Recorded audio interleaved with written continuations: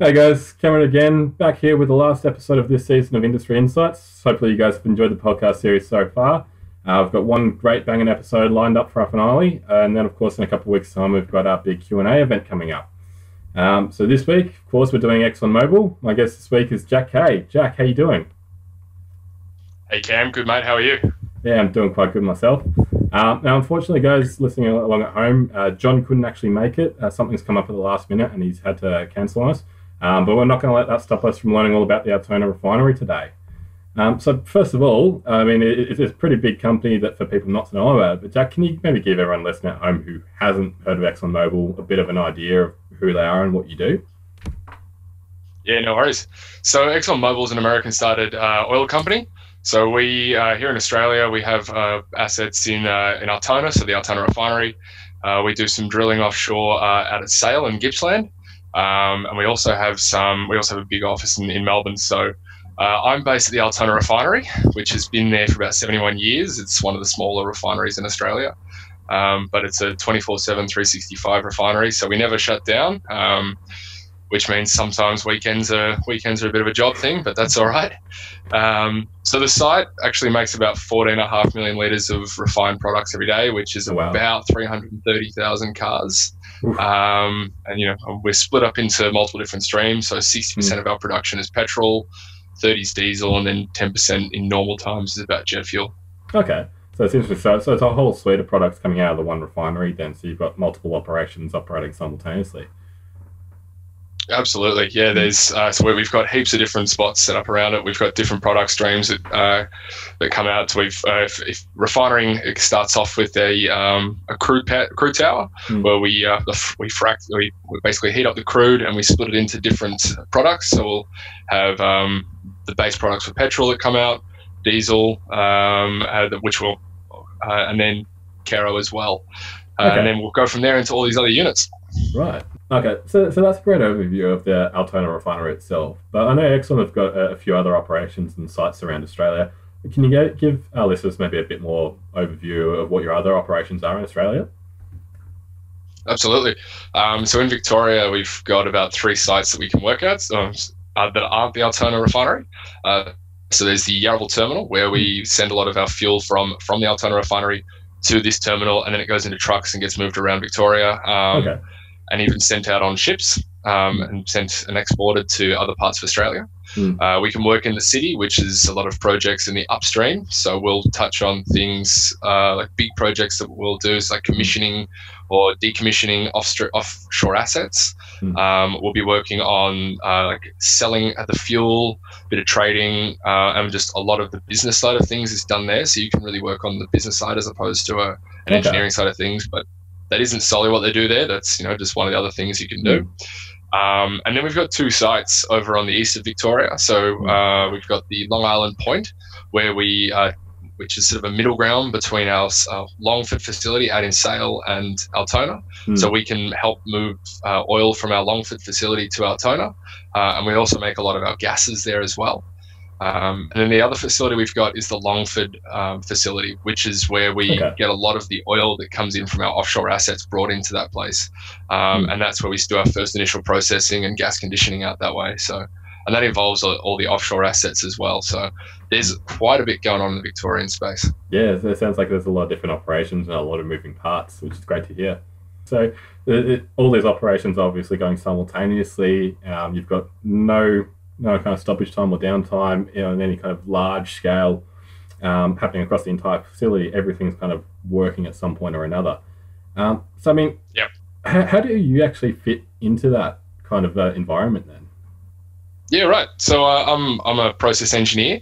So my role on site is a jet fuel hydrotreater. So that means I use hydrogen to treat kerosene, which we turn into petrol. Some of my other roles include fractional distillation. So we split gases into ethane, methane, propane, and butane, which we blend into, some of which goes into petrol, some of which becomes gas in the stove. And then also I do a bit of amine treating, which is where we use a chemical called DEA to help get rid of sour gas like hydrogen sulfide, which is a really toxic gas, out of our fuel gas streams, and just sort of help up from an environmental perspective. Okay, so you've got your hand in a few different pies, and you kind of handling different kind of chemical productions and the different kind of processes that are going Yep. on. Um, so what would your actual normal responsibilities and roles be at the refinery? Are you just kind of focusing on one different area per day, or is it all different areas at all different times? No, it's everything's all constant. So every day we're considered the tech support for the operators on site. So the Mm. operators work in shifts, and we're there to support them in keeping the equipment running. So Okay. we get flags from our coordination team that'll tell us what they want to achieve on each day or each week, and we support the operators to keep the machines running in that way. And so every day I've got base monitoring tasks to determine Mm. whether the process is working as it's required in all three of my units. And then, yeah, we just sort of support on what sort of troubleshooting they need. If there's anything we can do to improve the quality, we work with the lab to ensure that we meet the specifications that are required to sell the product in the end. Mm. So there's a lot of balls in the air at all times, but it's really good work. Okay, so your role's a bit more high level at the plant than compared to just like a standard operator. You're kind of making sure that everything's running as it should be according to the spec that kind of comes down from the higher ups. Yeah, that's right. Yeah, so operators are what we call the heart of the refinery, or the heart of the plant. They're on it day in, day out, and they know things on a really detailed level. But when it comes to troubleshooting from a quality perspective, or things that we haven't seen before, they'll sort of pass it up to us. We'll just try and use our experience. Yeah, it's a bit easier to kind of approach one of those troubleshooting problems from that slightly like step back perspective, as opposed to someone who spends all of the time so close, so focused on one particular aspect. You quite often can't see the big picture when you're that close to it. Yeah, absolutely. Okay, and I mean, seeing as you are actually responsible for like a given section of the plant, not as small of a section as say like a normal operator who's the heart of the plant, but more say just the petroleum refining aspect, or the diesel aspect, or the jet fuel aspect, like yourself. How do you keep on top of all the different events that could potentially impact your section of the plant? Because I mean, you said you run 24/7, 365 days a year, and obviously during that time there will be stoppages of some kind in the plant. It might only be in your section, it might be in someone else's section, or it might be planned maintenance of some kind. How do you kind of keep track of all the events that could impact your particular section of the plant?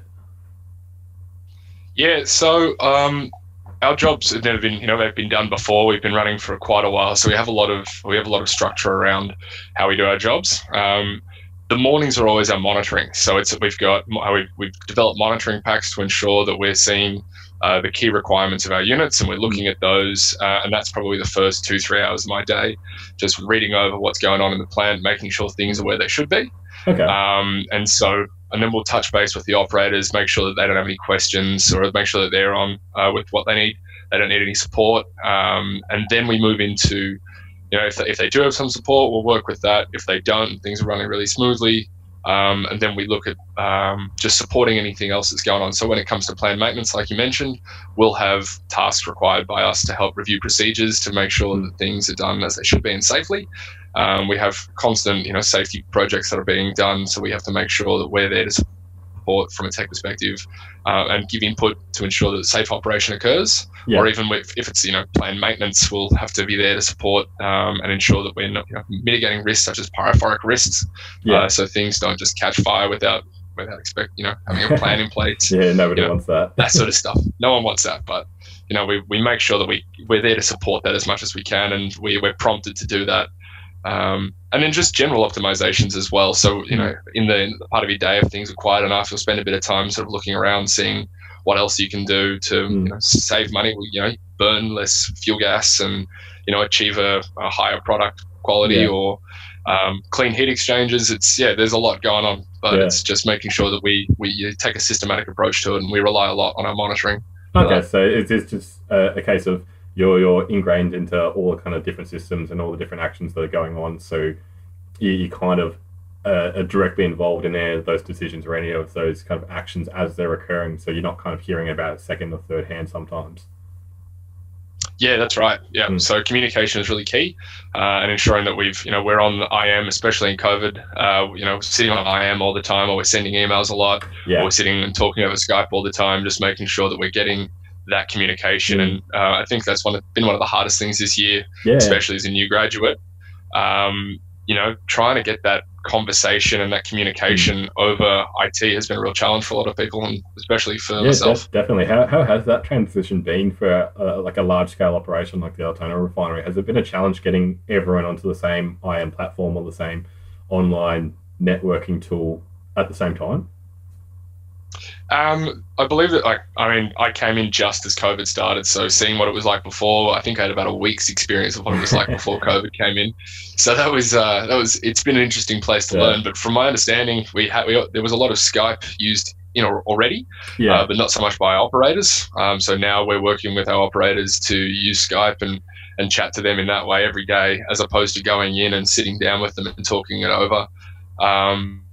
Lots of meetings are occurring on a more regular basis because you don't get those sort of bump into conversations. You don't just hear things in the hallway. Yeah. You have to make an effort to sit down and spend, you'll pick someo's 5 minutes in a Exactly. day and just set up a conversation. So Mm. it's different. It's definitely different, but Yeah. and it's taken time, but I think we're getting there. Well, that's good to hear. It's always interesting hearing the perspective that different companies have on that issue. A couple of weeks back in the previous episode, we talked to Sarah from Wood, and she was Yep. explaining that her company has actually experienced a decline in the amount of meetings that they feel they have to have because of these networking tools. Everyone's just on the IM instead of actually having to have a physical meeting now, and they've actually seen an improvement in some of their productivity that way.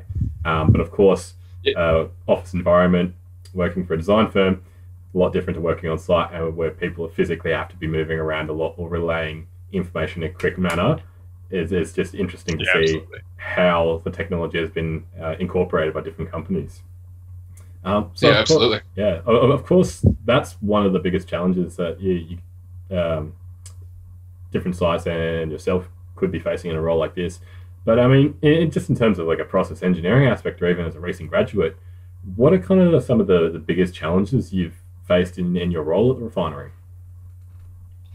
I think, personally for myself, it was getting up to speed with the knowledge I needed to do my job. Mm. You get this really great basis at uni, but it's putting it into practice that becomes a really different ballgame. Yeah. So at uni you'll hear about heat exchangers and what they do, but then you get onto site and you see what they do, and it's not just about how they exchange heat, but it's about it's making sure that there's the right lineup and they're at the right temperature and what effect that can have.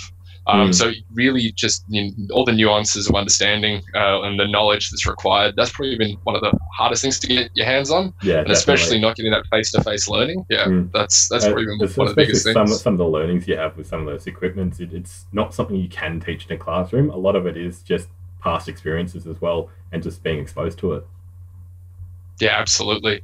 And just hearing firsthand from people what they might have seen and how they did things, and then you'll start having a go at that, and you might say, oh, maybe we can turn it down a bit, save some money, and there's a lot of trial and error as well. Yeah. So we set up test runs to do these things, and that's a really great learning process for myself as well and everyone else on site.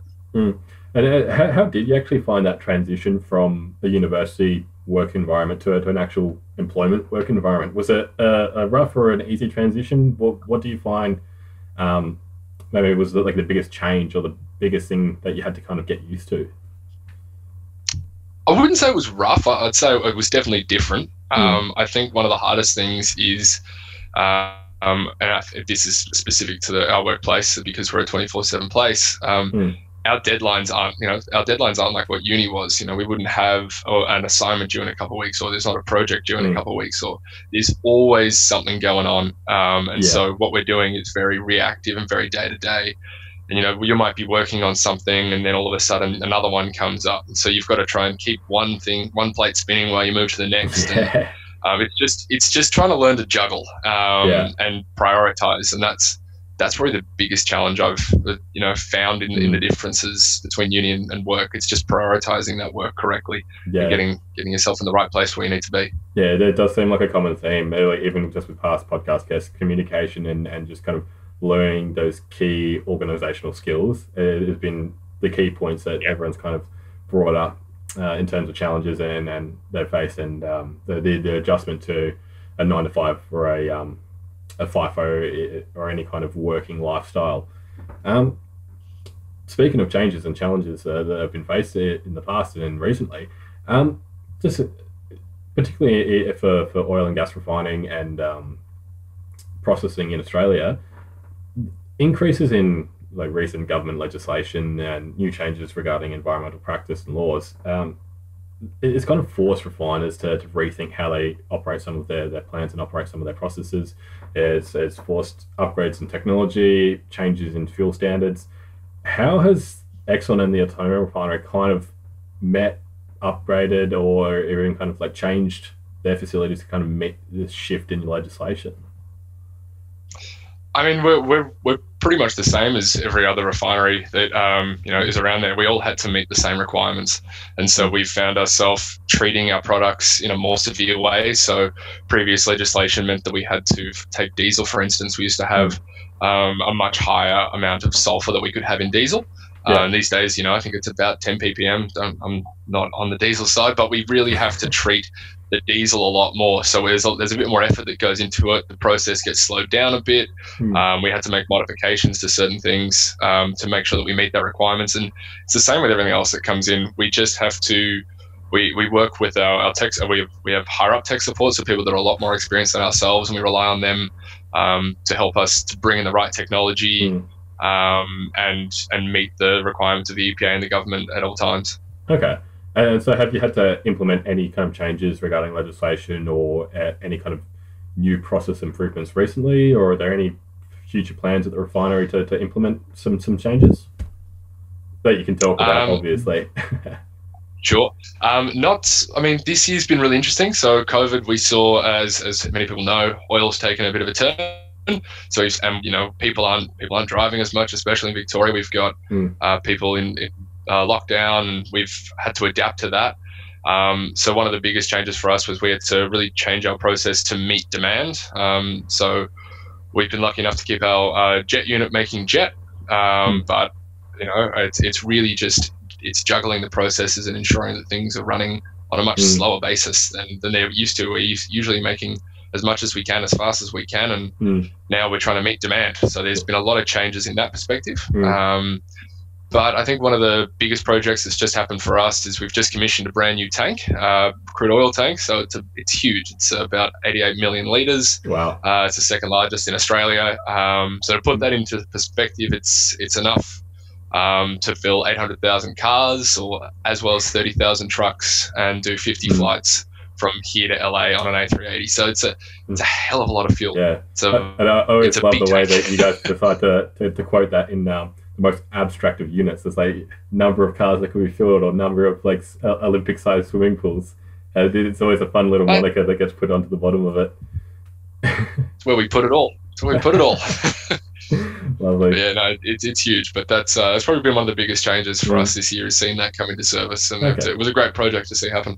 Yeah, I mean, it's interesting as well. You touched on the point where it might not always be a physical change that happens to the refiner in order to meet some kind of new legislation or new development. Sometimes it is just process optimization or differences in organization to actually meet a new product spec or a new product requirement, which is always interesting and a great achievement you can make if you can actually start producing a different spec product from the same process. It saves on cap costs, might not save on operating cost, but definitely on cap costs and extending the life of the plant. Absolutely. Yeah, with all of that going on, and you kind of being involved in depth with it now, you've been a graduate for almost a year. How did you actually find your position at Exxon? Yeah, so much like a few other people that we know, and like yourself, Cam, you're really involved with the ACES group, and so was I. And so being involved with that, doing a few of the industry nights, I got chatting to a few people that worked at Exxon, and we brought them on for an industry night. They told me about a scholarship program that they ran, so I threw my hat into the ring for that one, which led to a vacation program. So I did that for about 3 months, and throughout that time I had a few projects that I had to do, and luckily from that they offered me a job. Lovely. So I actually found out about it all through uni, but For us, I think a lot of the stuff that we do is through unis and through the website as well when the jobs come up. Okay. So, I mean, that's a graduate position in the first job you've gone there. Where are your sights set for the future? Have you got your eyes on a particular role at Exxon maybe, or are you thinking you might move around a little bit in the industry, or perhaps do you think you'll stay in oil and gas forever or change over to a different industry at some point? It's hard to say. I mean, it's still early days. I'm really enjoying the time I'm having at Exxon, and I mean, there's so much to learn. So, and everything you do, every role you take, it's completely different. So there's, I mean, if we within the same company and within the same environment, we can move into so many different places and get so many different skills. So we're really lucky in that perspective. I think, you know, I'd love to take on a role overseas somewhere. So if that means I can stay with Exxon and do something like that, I'd definitely stay. Okay. I don't have any plans to leave oil and gas anytime soon. I think I really enjoy the process engineering that we get to do in oil and gas. It's really touches on what we learned at uni, so it's nice to put those skills into practice and keep using them as much as I can. Yeah, definitely. Are there any other sites that Exxon operates in Australia that you could potentially move to if you wanted to, from the moving up from the Altona site, obviously? Yeah, so the Altona side is considered downstream. Okay. So downstream is refining, but we have what's known as the upstream and the midstream as well. So upstream is drilling and getting oil out of the ground and processing the oil so that it can be brought over to the Altona refinery. Same with gases. Or we can go. There's also an office in the middle of Melbourne in town, so we can go and work there, and we can work as part of big projects teams that do stuff up in Papua New Guinea, or supporting the offshore sites that we have off of Gippsland. Okay. But as well as that, there's what we've got called the midstream as well. So we have terminals that we send fuel to, and that's where trucks will pick it up. So there's many places that we can head to and move around if I want to. So the opportunities are big, which is great. Lovely. Well, I just want to touch on briefly as well. You mentioned how you found your first job at Exxon. Obviously, you came through the Exxon Award for Excellence that they run through RMIT and a few other universities. But you also mentioned the internship program. Could you actually give people listening at home who might be interested in participating in an internship at Exxon what's actually involved and maybe how they can apply? Yeah. So I'll just start by saying, unfortunately, due to the environment we're in at the moment, we're not doing internships this year. It doesn't mean we're not going to do them again in the future. Yeah. But it's just one of the things that, I mean, a lot of companies have seen we've had to put on hold. But when we do eventually bring that back, it usually stays the same. We try to give students that come on a project that we've been thinking about doing for quite some time. So it might be something that I'll think up, and I just haven't had time to sit down and really put the effort into. So we try and bring on vacation students to do work that it's real work, something that's going to provide real benefit to us. So for myself, I was working on some environmental legislation and working with an incinerator to try and optimize its production and reduce our emissions as much as we could.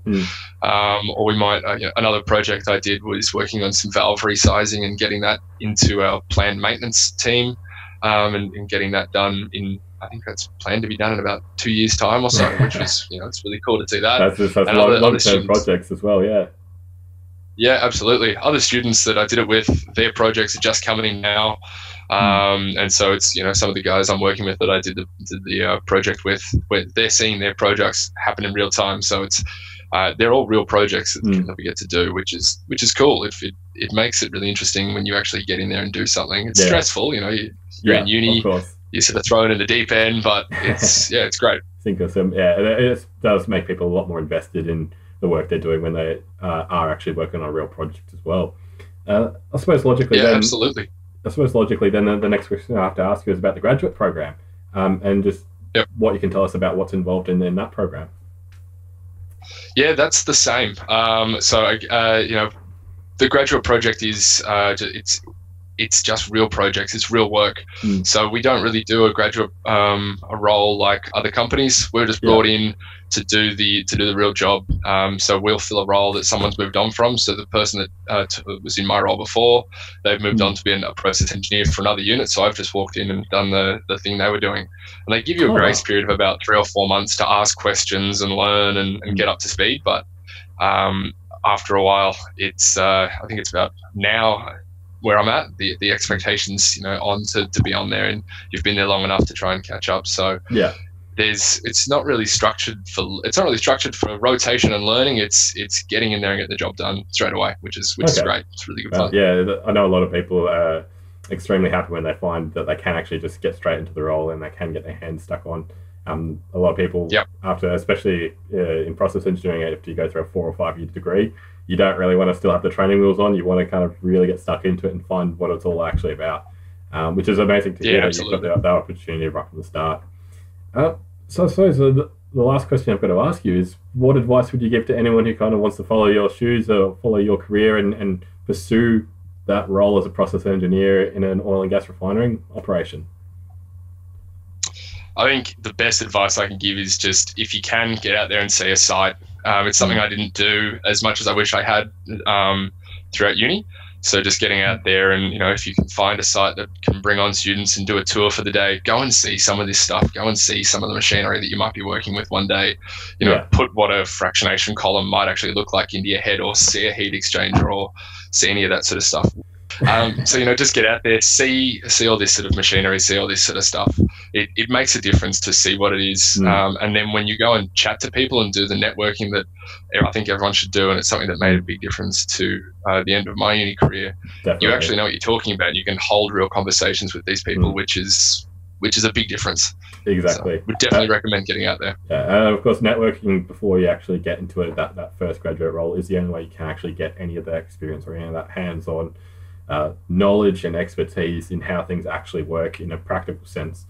University is great for giving you the theoretical basis of everything that goes on, but again, like we mentioned before, it can't really tell you how these things actually function on a day-to-day basis, which is really what the job is all about in the end. Exactly. Yeah. Absolutely.